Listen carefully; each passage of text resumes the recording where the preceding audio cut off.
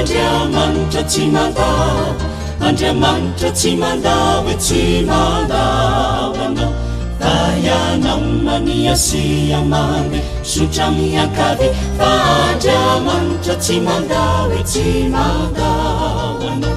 Fa ianao mamila filasady, tadiny to tsy mila zifa, izy te tsy mandao, tsy mandao. Sotra sy midiran'Andriamanitra zany firenena moa tahaka an'ireny fa zava-dehibe loatra raha ohatra ka tonga mitsonona sy mifanotrona amin'ny kristianina namana rehetra, fampahery, famehery ao anatin'izao fiainana izao indrindra ao anatin'izao fifidianana izao.